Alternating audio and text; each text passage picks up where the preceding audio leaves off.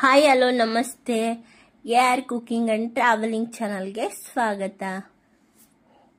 ಇವತ್ತಿನ recipe Deepavali special ಕಜ್ಜಾಯ.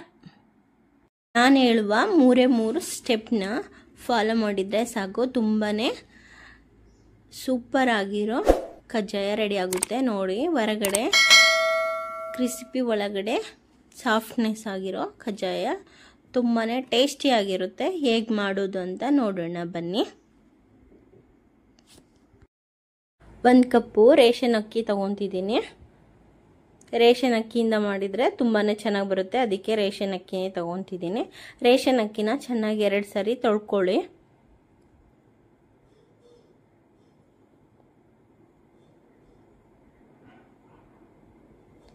ಚೆನ್ನಾಗಿ ತೊಳ್ಕೊಂಡ್ಮೇಲೆ ಇದನ್ನ 48 ಗಂಟೆ ನೆನೆಸಿಟ್ಕೊಳ್ಳಿ, ಅಂದರೆ 2 ದಿನ ಚೆನ್ನಾಗಿ ನೆನೆಸಿಟ್ಕೊಳ್ಳಿ.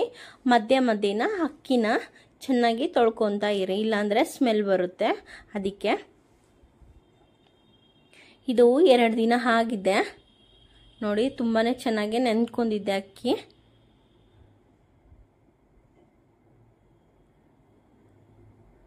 ಇದನ್ನ ಮತ್ತೆ 1-2 ಸರಿ ನೀಟಾಗಿ ತೊಳ್ಕೊಳ್ಳಿ. ಇನ್ನು ಇದರಲ್ಲಿ ನೀರಿದೆ ಅಲ್ವಾ, ಈ ಥರ ಜಾಲರದಲ್ಲಿ ಹಾಕೊಂಡು ಸೋಸ್ಕೊಳ್ಳಿ. 1-2 ನಿಮಿಷ ಅದರಲ್ಲೇ ಬಿಡಿ, ನೀರೆಲ್ಲ ಚೆನ್ನಾಗಿ ಇಳ್ಕೊಂತತೆ. ಅದಕ್ಕೆ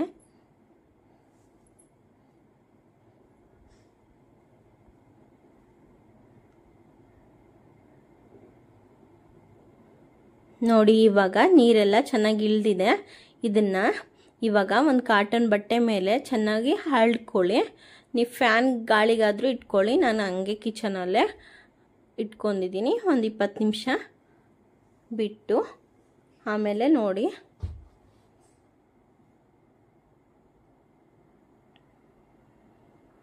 ಇವಾಗ ಒಂದು 20 ನಿಮಿಷ ಬಿಟ್ಟಿದ್ದೀನಿ. ಹಸಿನೂ ಇಲ್ಲ, ಈ ಕಡೆ ಜಾಸ್ತಿ ಒಣಗೂ ಇಲ್ಲ. ಈ ಥರ ಮುಟ್ಟಿದ್ರೆ, ಮುಷ್ಟಿನಲ್ಲಿ ಇಟ್ಕೊಂಡ್ರೆ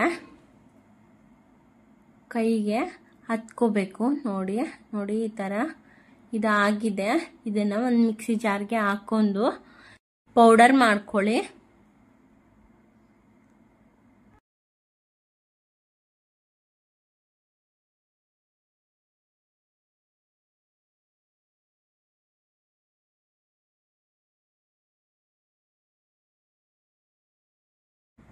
ನೋಡಿ ಆಗಿದೆ ಇದು. ಇದನ್ನ ಚೆನ್ನಾಗಿ ಸಾಣಿಸ್ಕೊಳ್ಳಿ. ಈ ರೀತಿ ಸ್ವಲ್ಪ ಸ್ವಲ್ಪ ಹಿಟ್ಟು ಹಾಕೊಂಡು ಚೆನ್ನಾಗಿ ಸಾಣಿಸ್ಕೊಳ್ಳಿ, ಯಾಕಂದರೆ ಇದು ಹಸಿ ಇರುತ್ತೆ. ಅದಕ್ಕೆ ಕೈಯಿಂದಾನೇ ಈ ರೀತಿ ಮಾಡಿ ಸಾಣಿಸ್ಕೊಳ್ಳಿ ಎಲ್ಲಾನು. ನೋಡಿ, ಈ ಥರ ತರಿ ಆಗಿದೆ. ಇದನ್ನ ಒಂದ್ಸರಿ ಮಿಕ್ಸಿಗೆ ಹಾಕೊಂಡು ಮತ್ತೆ ಈ ರೀತಿ ಸಾಣಿಸ್ಕೊಳ್ಳಿ.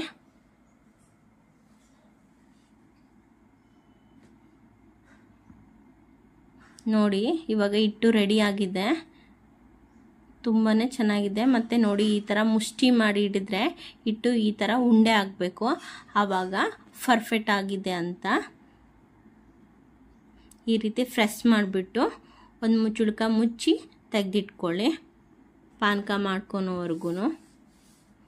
ಇವಾಗ ಪಾನಕ ಮಾಡೋಕ್ಕೆ ಏನೇನು ಬೇಕು ಅಂತ ನೋಡೋಣ ಬನ್ನಿ. 1 ಕಪ್ ಅಕ್ಕಿ ತೊಗೊಂಡಿದ್ವಲ್ಲ, ಅದೇ ಕಪ್ಪಲ್ಲದೆ ಬೆಲ್ಲ ತೊಗೊಂಡಿದ್ದೀನಿ. ಸ್ವಲ್ಪ ಎಳ್ಳು ಮತ್ತು ಶುಂಠಿ ಮತ್ತು ಏಲಕ್ಕಿ ಪೌಡರ್, ಅದು ಶುಂಠಿ, ಒಣ ಶುಂಠಿ, ಈ ರೀತಿ ಇದನ್ನು ಪೌಡರ್ ಮಾಡ್ಕೊಂಡಿದ್ದೀನಿ. ಮತ್ತು ಸ್ವಲ್ಪ ಗಸಗಸೆ, ಸ್ವಲ್ಪ ಒಣ ಕೊಬ್ಬರಿ. ಇವಾಗ ಈ ದಪ್ಪ ಆಗಿರೋ ಬಾಣಲಿ ತೊಗೋಬೇಕು, ಆವಾಗಲೇ ಸ್ವಲ್ಪ ಚೆನ್ನಾಗಿ ಬರುತ್ತೆ. ಇಲ್ಲ ಅಂದರೆ ಸ್ವಲ್ಪ ತಳ ಹತ್ತೋ ಚಾನ್ಸಸ್ ಇರುತ್ತೆ. ಸ್ಟವ್ನ ಆನ್ ಮಾಡ್ಕೊಂಡು ಬಾಣಲಿ ಇಟ್ಟು ಅದಕ್ಕೆ ಬೆಲ್ಲ ಹಾಕ್ಕೊಂಡು ಸ್ವಲ್ಪ ನೀರು ಹಾಕ್ಕೊಳ್ಳಿ. ನೋಡಿ, ನಾನು ಇಷ್ಟೇ ಸ್ವಲ್ಪ ನೀರು ಹಾಕ್ಕೊತಿದ್ದೀನಿ, ತೋರಿಸ್ತಿದ್ದೀನಿ. ಸ್ವಲ್ಪ ಹಾಕ್ತಿದ್ದೀನಿ ಅಷ್ಟೇ, ಬೇಗನೆ ಪಾನಕ ಬರುತ್ತೆ. ಇಲ್ಲಾಂದರೆ ಜಾಸ್ತಿ ಹಾಕಿದ್ರೆ ಜಾಸ್ತಿ ಟೈಮ್ ಹಿಡಿಯುತ್ತೆ. ಅದಕ್ಕೆ ನೀವು ಬೇಕಾದರೆ ಬೆಲ್ಲನ ಸೋಸ್ಕೊಳ್ಳಿ. ನಾನೇನು ಸೋಸ್ಕೊಂತಿಲ್ಲ, ಚೆನ್ನಾಗೇ ಇದೆ. ಅದಕ್ಕೆ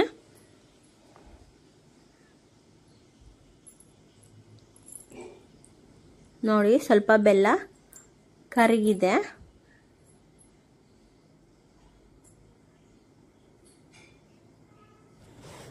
ನೋಡಿ ಈ ರೀತಿ ಚೆನ್ನಾಗಿ ಕುದಿಸ್ಕೊಳ್ಳಿ. ಇವಾಗ ಸ್ವಲ್ಪ ಲೋ ಫ್ಲೇಮಲ್ಲಿ ಇಟ್ಕೊಂಡು ಪಾನಕ ಆಗಿದೆಯೋ ಇಲ್ಲ ಅಂತ ಒಂದು ಸ್ವಲ್ಪ ಈ ರೀತಿ ಒಂದು ಬಟ್ಲಲ್ಲಿ ಸ್ವಲ್ಪ ನೀರು ಹಾಕ್ಕೊಂಡು ಚೆಕ್ ಮಾಡ್ಕೊಳ್ಳಿ. ನೋಡಿ ಚೆಕ್ ಮಾಡಿದೆ, ಇದು ಬಂದಿಲ್ಲ. ಇನ್ನೊಂದು 5 ನಿಮಿಷ ಚೆನ್ನಾಗಿ ಕುದಿಸ್ಕೊಳ್ಳಿ.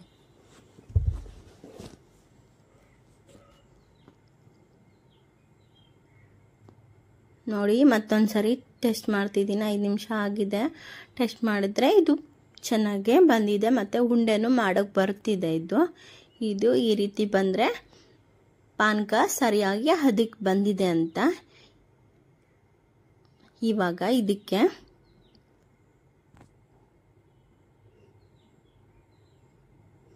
ಗಸಗಸೆ, ಎಳ್ಳು, ಒಣ ಕೊಬ್ಬರಿ ತುರಿ, ಶುಂಠಿ ಮತ್ತು ಏಲಕ್ಕಿ ಪುಡಿ ಹಾಕೊಂಡು ಚೆನ್ನಾಗಿ ಕಲಿಸ್ಕೊಳ್ಳಿ. ಇವಾಗ ಇದು ಹಿಟ್ಟು ಮಾಡ್ಕೊಂಡು ಇಟ್ಕೊಂಡಿದ್ವಲ್ಲ ಹಾಕೊಂಡು ಚೆನ್ನಾಗಿ ಮಿಕ್ಸ್ ಮಾಡ್ಕೊಳ್ಳಿ. ಲೋ ಫ್ಲೇಮಲ್ಲೇ ಮಾಡ್ಕೋಬೇಕು.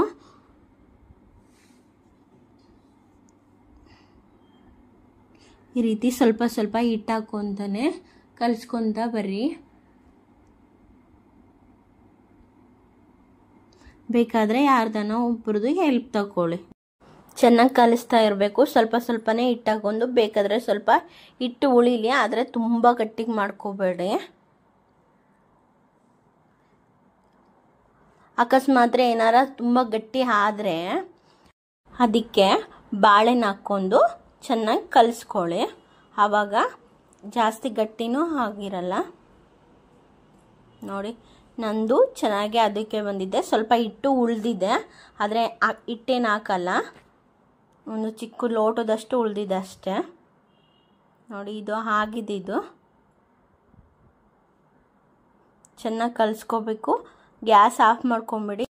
ನೋಡಿ ಇದು ರೆಡಿ ಆಗಿದೆ. ಇವಾಗ ಇದನ್ನು ಇವತ್ತೇ ಮಾಡೋಕ್ಕೆ ಬರೋದಿಲ್ಲ, ನಾಳೆ ಮಾಡಬೇಕು. ಇಲ್ಲಾಂದರೆ ಈ ಥರ ಬೆಳಗ್ಗೆ ಮಾಡಿಟ್ಕೊಂಡ್ರೆ ಸಂಜೆ ಮಾಡ್ಬೋದು. ನಾನು ರಾತ್ರಿ ಮಾಡಿಟ್ಕೊತಿದ್ದೀನಿ. ಮತ್ತೆ ನಾಳೆ ಬೆಳಗ್ಗೆ ಮಾಡ್ತೀನಿ. ಇದನ್ನು ಇವಾಗ ಒಂದು ಬಟ್ಲಲ್ಲಿ ಸರ್ವ್ ಮಾಡ್ಕೊಳ್ಳೋಣ.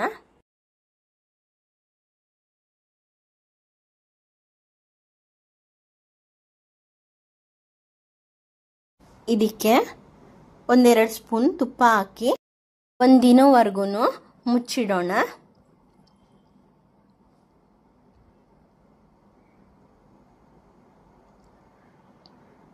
ನೋಡಿ ಇದು ಬೆಳಗ್ಗೆನೆ ತೆಗಿತಿರೋದು, ಆದರೆ ನೋಡಿ ಎಷ್ಟು ಸಾಫ್ಟ್ ಆಗಿದೆ.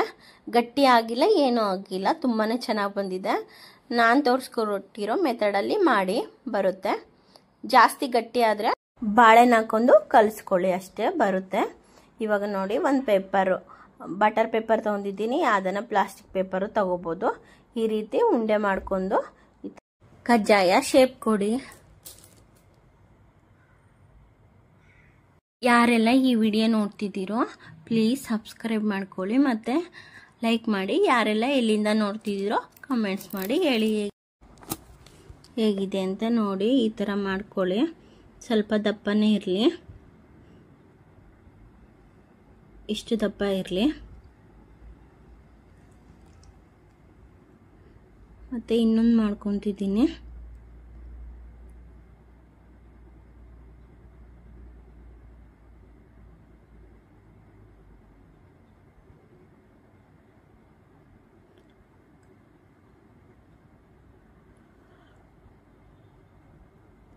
ಈ ರೀತಿ ಬೇಕಾದರೆ ಹೋಲ್ ಮಾಡ್ಕೊಳ್ಳಿ. ಕಜ್ಜಾಯಕ್ಕೆ 2 ರೀತಿನೂ ಮಾಡ್ಕೊಳ್ಳಿ. ಅದೇ ರೀತಿ ಎಲ್ಲ ಕಜ್ಜಾಯನ ರೆಡಿ ಮಾಡ್ಕೊಳ್ಳಿ. ಎಣ್ಣೆ ಕಾಯಕ್ಕೆ ಇಟ್ಟಿದ್ದೀನಿ. ಎಣ್ಣೆ ಕಾದ ನಂತರ ಒಂದು ಸ್ವಲ್ಪ ಹಿಟ್ಟಾಕಿ ನೋಡಿದೆ, ಆದರೆ ಅದು ಪರ್ಫೆಕ್ಟಾಗಿ ಬಂದಿದೆ. ಸ್ವಲ್ಪನೂ ಹರಡ್ಕೊಂತಿಲ್ಲ. ನೋಡಿ ಈ ರೀತಿ ಕಜ್ಜಾಯನ ಹಾಕ್ಬಿಟ್ಟು ಒಂದೊಂದು ಸರಿ ಅದು ಕಜ್ಜಾಯ ಎಣ್ಣೆ ಪಾನಕನೂ ಬಿಟ್ಕೊಂಡ್ಬಿಡುತ್ತೆ, ಆದರೆ ಇದರಲ್ಲಿ ಬಿಟ್ಕೊಂಡಿಲ್ಲ. ಇವಾಗ ತನಗೆ ತಾನೇ ಮೇಲೆ ಬರುತ್ತೆ. ಲೋ ಫ್ಲೇಮಲ್ಲೇ ಇಟ್ಕೊಂಡು ಮಾಡ್ಕೊತಾ ಇರ್ರಿ. ನೋಡಿ ಇದು ಸ್ವಲ್ಪ ಮೇಲೆ ಬಂದಿದೆ.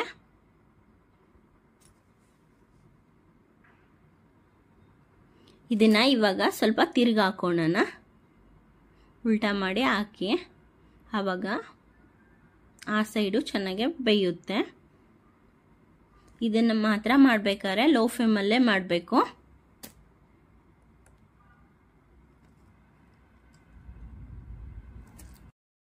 ನೋಡಿ ಆಗಿದೆ. ಇದನ್ನ ಈ ಥರ ಪ್ರೆಸ್ ಮಾಡಿ ಇಟ್ಕೊಳ್ಳಿ ಅಷ್ಟೇ.